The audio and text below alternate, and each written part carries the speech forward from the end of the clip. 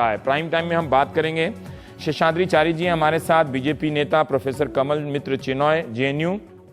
शिवशंकर मुखर्जी जी हैं, आप नेपाल में भारत की तरफ से राजदूत रहे हैं। सुधींद्र भदौरिया जी हैं, राजनीतिक विश्लेषक रहे हैं। शेषाद्री जी, मैं ये जानना चाहता हूं कि आप लोगों के अध्ययन से जब हमारे दर्शक देख रहे हैं कि नेपाल में ये जो संविधान लागू हुआ है और वहाँ कहा जाता है कि 40% जनता जो है वो ऐसी है जो भारतीय मूल की है, कभी नेपाल में जाकर बसी है, जिसका आचार व्यवहार हमारे धार्मिक सांस्कृतिक परंपराओं से मिलता है, उसके हकों को किस तरह से प्रतिनिधित्व नहीं मिला है या मिला है? आपका एक नजरिया मैं चाहता हूं, फिर मैं भारत की भूमिका पर बात करूंगा।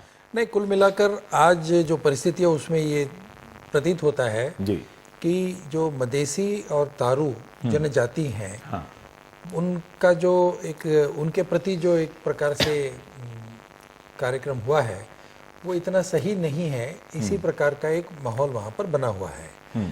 और अभी उनके शब्दों में, ये हमारे शब्द नहीं है, भारत का शब्द नहीं है या भारत में किसी का शब्द नहीं है, परंतु उनके शब्दों में ये बाउन क्षेत्रीय राजनीति, ऐसा उनका कहना है। लेकिन मदेशियों के प्रति एक प्रकार का जो दुर्व्यवहार शुरू से होता रहा, राजा के समय भी होता रहा, माओवादियों का जो सरकार था तब भी होता रहा। माओवादियों ने उनका उपयोग किया राजा के खिलाफ, परंतु उनको जो संविधान में अधिकार देना चाहिए तो वो नहीं दिया। अब उच्च पदों में, जैसे कि आपने बताया, उच्च पदों में जो नेचुरलाइज सिटीजन्स हैं वो नहीं जा सकते हैं, और जो सिटीजनशिप बाय एप्लीकेशन करते हैं वो भी नहीं जा सकते हैं। जो जिनके वन ऑफ द पेरेंट्स ये नेपाली हैं वही उच्च पद में जा सकते हैं। इसका मतलब क्या हुआ कि बहुत बड़ा जो वर्ग है, जो अभी नेपाल के जो अध्यक्ष हैं रामवरण यादव जी, जो राष्ट्रपति हैं, वो स्वयं फिर एक बार इस संविधान के अनुसार अयोग्य हो जाते हैं, राष्ट्रपति नहीं बन सकते हैं। मतलब ये एक दृष्टि से देखा जाए तो सिटीजनशिप का जो मामला है वो, और गवर्नमेंट पोस्ट, और जो मतदान सीट्स के अधिकार है, सभी स्थानों को एक प्रकार के सीट दिए गए हैं, not in proportion to population. और सबसे बड़ा कंटेंशियस इशू ये भी है कि अभी अगर ये मदेशी और तारू ये मान भी लेते हैं तो जो अगला डिलिमिटेशन होगा वो 20 साल के बाद होगा। इनका डिमांड था कि अगला डिलिमिटेशन जो है वो कम से कम 10 साल का करिए। 20 साल बहुत लंबा समय है ये डिलिमिटेशन के लिए भी। उसका मतलब अभी जो 7 स्टेट्स बने हैं और जो नंबर ऑफ सीट्स डिक्लेयर हुए हैं 601 on the basis of equality, ये बिल्कुल गलत निकलेगा। ये एक मामला है। इसका नेपाली जो इसके खिलाफ बोलने वाले जो लोग हैं उनका कहना है कि ये संविधान जो है वो it has to be protective. अब प्रोटेक्टिव किसका? It beats the very purpose. यानी एक नेपाल, एक जन, एक राष्ट्र, इस प्रकार की जो एक भावना वहां पर निर्माण करने की प्रक्रिया इतने वर्षों से हुई है, उसमें एक बहुत बड़ा ये छेद पैदा करता है। चिनॉय साहब, आपका कोई दूसरा नजरिया है? आपको नेपाल के जो बाकी लोगों ने इस रास्ते को चुना होगा उनकी भी तो कोई चिंता होगी, उनकी चिंता क्या हो सकती है विरोध के अलावा? नहीं, मुझे जो असली चिंता ये है कि यदि भारत सरकार चाहती थी कि ये संविधान ज़्यादा लोकतांत्रिक, जो वो कहते हैं, हो, तो उनको इस तरह से हस्तक्षेप नहीं करना चाहिए था। संविधान सभा में प्रधानमंत्री ने कहा था कि गुलदस्ते की तरह संविधान बनाइए जिसमें इलाका और समुदाय सबकी खुशबू आए। वो तो ठीक है, मगर जब विदेश सचिव जयशंकर गए और उनके बयान छपे नेपाली अखबारों में, तो उससे भारत को कोई लाभ नहीं हुआ, और वो एक तरह से माना गया है कि ये हस्तक्षेप है, इसीलिए ये हैशटैग वगैरह सारा कुछ, नहीं तो ये होता नहीं। मुख्य बात ये है कि पहले 58% वोट थे प्रोपोर्शनल रिप्रेजेंटेशन के, तो उसका मतलब था लगभग जो आबादी है उस तरह से वोट होंगे, उस तरह का रिप्रेजेंटेशन हो जाएगा। अब उस 58 को 45 कर दिया, और यदि मदेशी थारू सबको जोड़ लें तो लगभग 40% है। तो उनको ये एक दिक्कत है। दूसरी दिक्कत ये है कि थारू कहते हैं कि जो तेराई का पश्चिम इलाका है वो वहाँ डिवाइडेड है, कुछ थारू तेराई में है, कुछ अगले प्रोविंस में है।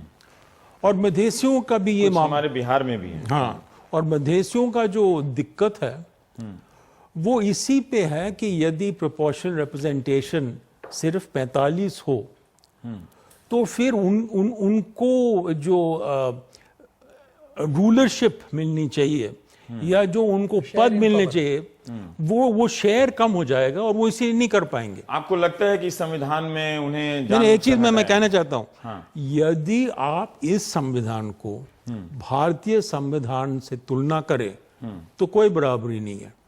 इनके पास प्रोपोर्शनल रिप्रेजेंटेशन है, महिलाओं के लिए और जनजातियों के लिए रिजर्वेशन है। आप कह रहे हैं नेपाल का अच्छा है? हमसे अच्छा है। हमने निजी संपत्ति को मौलिक अधिकार कहा, राइट टू प्रॉपर्टी। इन्होंने ऐसे कुछ नहीं किया। मगर बात यह है कि हम भिन्न हैं, मगर ये हमसे ज्यादा भिन्न है। इनके 100 से ज्यादा भाषाएं हैं, 100 से ज्यादा जाति हैं।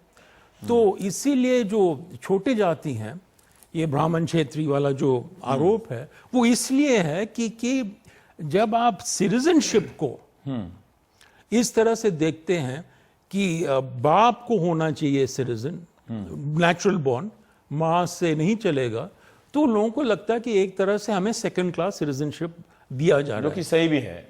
इस तरह से सही है। और इसीलिए ये बहुत जरूरी है कि हम कूटनीति चुपचाप से करें, लोगों को ठंडा होने दें और फिर पूछें कि ये जो आपके ही माओवादी पार्टी के, यूएमएल के, नेपाली कांग्रेस के सबके शर्त हैं और जो आपने कहा आप करेंगे, आपने जो 58% प्रोपोर्शनल वोट थे 45 करके किसको नुकसान पहुंचा? किसको? मतलब जैसा आप भी बता रहे थे कि आपका बड़ा नाता है, मैं ये जानना चाहता हूं कि नेपाल ने क्या चीन के दबाव में ऐसा किया होगा या हमारी अपनी फेलियर है या उस राष्ट्र ने अपने हित देखे होंगे?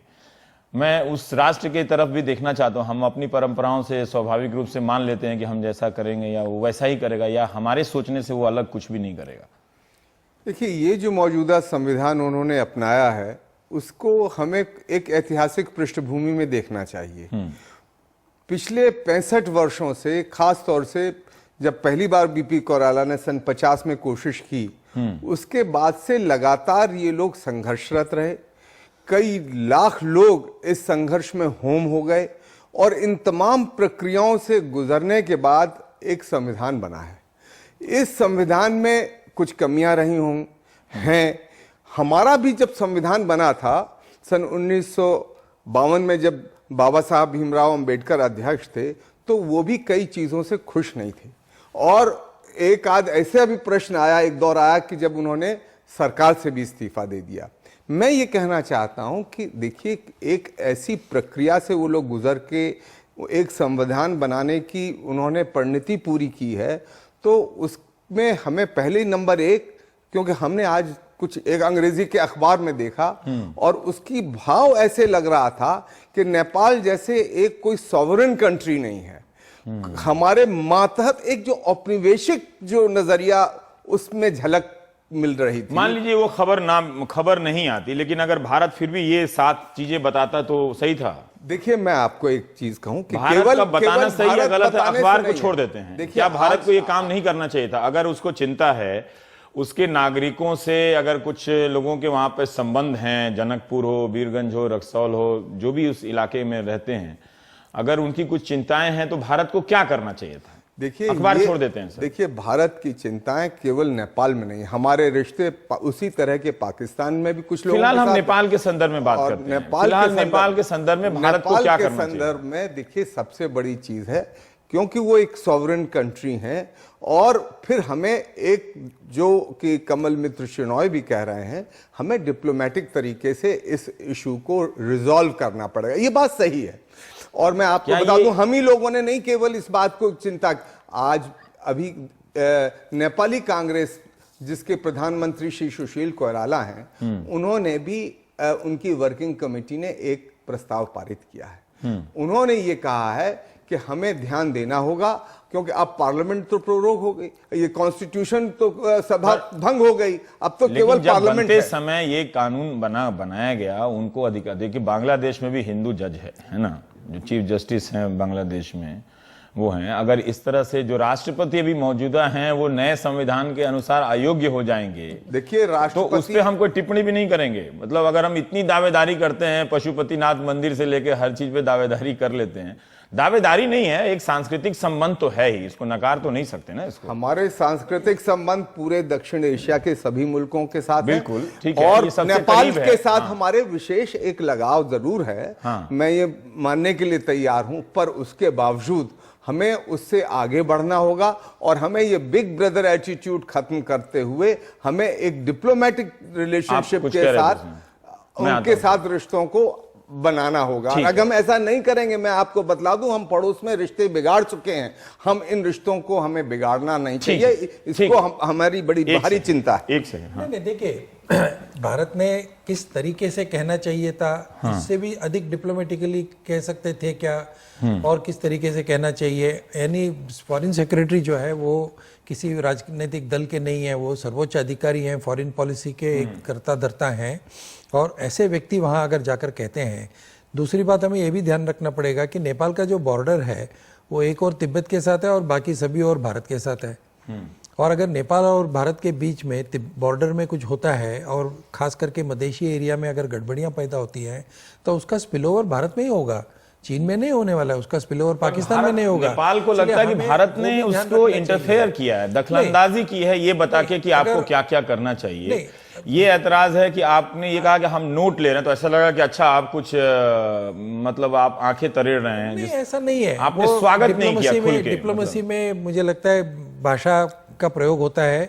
We have taken note of the situation का मतलब ये नहीं है कि हम आंख दिखा रहे हैं।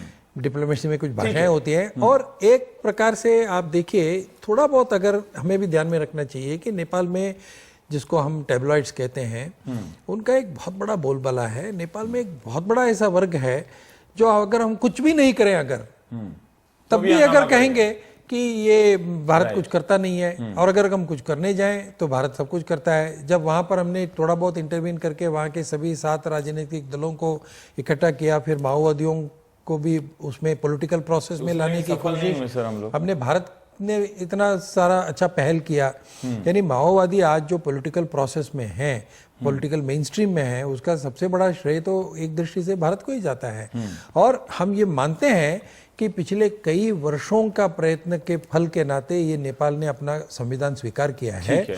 और हम ये भी कह चुके हैं नेपाल को कि किसी भी तरीके से आप कंसेंसस पैदा करिए और संविधान को स्वीकार करिए। भारत ने संविधान में 90 से भी अधिक किया है, संविधान पास किया, लेकिन संविधान जब आपने सहमति से पास किया, नहीं, सहमति मतलब नॉट यूनानिमिटी, जैसे भारत का संविधान के बारे में उन्होंने उल्लेख किया भदौरिया साहब ने, सही है, यूनानिमिटी का सवाल नहीं था। परंतु ये जो मुद्दे हैं, जो सेकंड क्लास सिटीजनशिप क्रिएट करने की जो बात थी, इसके पहले जब संविधान नहीं था तब भी ये बात नहीं थी, राजा के समय में भी नहीं था। यानी यहाँ से 150 साल पहले जब लॉ एंड ऑर्डर का वो एक जंग बहादुर राणा के समय में लाया गया था 1848 में, उसमें भी इतना भेदभाव नहीं था। तो क्या ये हमारी नाकामी है क्या, या ये जो शेषाद्री जी कह रहे हैं वो देखने से तो ऐसा लगता है कि अभी जो स्थिति है कि जो मधेसी लोग हैं उनको एक तरह से दोयम दर्जे की सेकंड क्लास सिटीजनशिप उनको दी गई है। अगर उनको किसी पोस्ट से आप रोक दें तो इसका मतलब यही होता है, ठीक है। क्या आपको लगता है कि भारत को इसमें इंटरफेयर करना चाहिए था, या अंतर्राष्ट्रीय संस्थाएं हैं उनको इसमें करना चाहिए था कि आप अपनी 40% आबादी के साथ इस तरह का बर्ताव कैसे कर सकते हैं? देखिए, इंटरफेयर शब्द मैं नहीं यूज करूंगा, लेकिन बिल्कुल अपेक्षित है, अनिवार्य है कि भारत इसमें अपना ओपिनियन एक्सप्रेस करे और वो किसी भी हद से इंटरफेरेंस नहीं कहा जा सकता। ये बात सच है कि मिस्टर जयशंकर हमारे जो फॉरेन सेक्रेटरी हैं, अभी फिलहाल बस 1-2 दिन पहले जबकि प्रोमलगेशन होना था संविधान का उसके, और लोगों ने क्रिटिसाइज भी किया कि पहले ये काम क्यों नहीं हुआ। बात यह है कि बहुत पहले से ये काम हो रहा है। जो बातचीत होती है हाईएस्ट लेवल्स पे और हर एक ऑपरेशनल लेवल पे भारत और नेपाल में, वो जब से ये 7 साल की बात है। 2008 में पहला कॉन्स्टिट्यूएंट असेंबली बना था, 2013 में दूसरा कॉन्स्टिट्यूएंट असेंबली बना था। There is non stop discussion. लेकिन बात सिर्फ ये है, मैं डिटेल्स छोड़ के गूढ़ बात पे आता हूं। ये संविधान जो था ये पूर्ण लोकतंत्र के लिए था, जिसके लिए एक आंदोलन हुआ, जिससे राजा को हटाया गया। उसके बाद मधेसी भी एक थे। माओवादियों को मेन स्ट्रीम किया गया, जो बड़े बड़े देश नहीं कर पाए हैं। ये बहुत बड़ी चीजें नेपाल ने की, और इसमें पूरा नेपाल जुड़ा हुआ था। हिमाल के हिल्स, अपर हिल्स, मिड हिल्स और मधेश जनजातियां सब। और दूसरी बात यह है कि बहुत अरसे से, 250 साल से, राजा के समय से, राणा के समय से, और देर इज उनका मधेश में ऑपरेशन रहा है। मधेशी को काठमांडू जाने के लिए एक परमिट लेना पड़ता था, जो कि वीजा की तरह होता था। लोकतंत्र का जब आंदोलन हुआ और लोकतंत्र की जब एस्पिरेशंस हुई, तो मधेश डेफिनेटली, और जनजाति और दलित सब जो थे, उनका एक एस्पिरेशन बना कि हमें भी जगह मिलेगी। स्वागत करता है भारत। एक मिनट बस 30 सेकंड और। इसके बाद जब देखा गया मधेशी इलाकों में कि जो हम चाहते हैं वो पूरी तरह से शायद नहीं मिल रहा है, ये पहली बार नहीं हो रहा है ये एजिटेशन, क्या कहते हैं, तेराय में। 2007 में जब इंटरिम कॉन्स्टिट्यूशन हुआ, उसके बाद भी हुआ। फरवरी 28, 2008 में एक लिखित एग्रीमेंट हुआ। एक तरफ गिरिजा प्रसाद कोइराला जो प्रधानमंत्री थे, दूसरी तरफ 3 मेजर मधेशी पार्टीज के, राजेंद्र महातो, महंत ठाकुर और उपेंद्र यादव, जिसमें साफ, बिल्कुल स्पष्ट तरीके से माओवादियों को जगह मिलेगा, प्रोपोर्शनल रिप्रेजेंटेशन होगा, सरकारी नौकरियों में, सिक्योरिटी इश्यूज में, सिविल में, आर्मी में ये होगा। वो इस संविधान में जो उन्होंने वायदे किए थे वो नहीं दिए गए। यही मैं जानना चाहता हूं कि क्यों नहीं हुआ। चीज ये है, क्यों नहीं हुआ सर? क्या किसी के दबाव में नहीं हुआ? जो बहुन क्षेत्रीय कंबाइन है, जो ट्रेडिशनली पावर में है नेपाल में, और मधेश में जिन लोगों को दबा के रखा है, वो अपना पावर नहीं छोड़ना चाहते।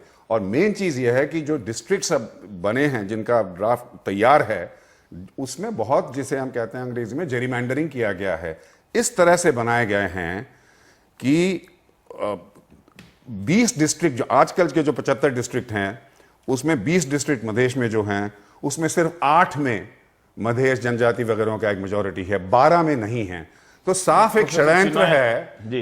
ये बुद्धू तो नहीं है वो लोग, वो देख रहे हैं कि साफ षड्यंत्र है, क्योंकि पार्लियामेंट में भी जो संविधान है उसमें मेजॉरिटी वोटिंग होगा। नेपाल के नजरिए से ये वो सहने को तैयार नहीं है, इसलिए दंगा फसाद हो रहा है। और फाइनली भारत अंदरूनी मामलों में दखल नहीं दे रहा है। भारत सिर्फ ये कह रहा है कि क्योंकि आप लोग पूर्ण लोकतंत्र के जो आपने जितने वादे किए थे वो आप भंग कर रहे हैं मधेश में, इसलिए दंगा फसाद हो रहा है, वो भारत पे प्रभाव पड़ेगा, मत करिए। और जो आपने चीन की बात की वो सही है।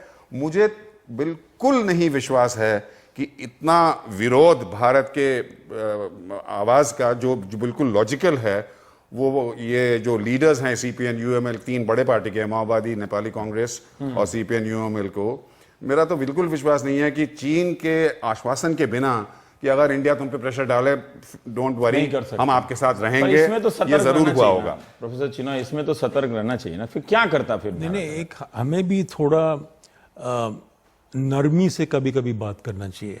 संविधान है, मैं भी सहमत हूं कि उसमें कमियां हैं, मगर उस समय भी कहा गया, 3 बड़े पार्टियों ने कहा कि हम संशोधन कर सकते हैं।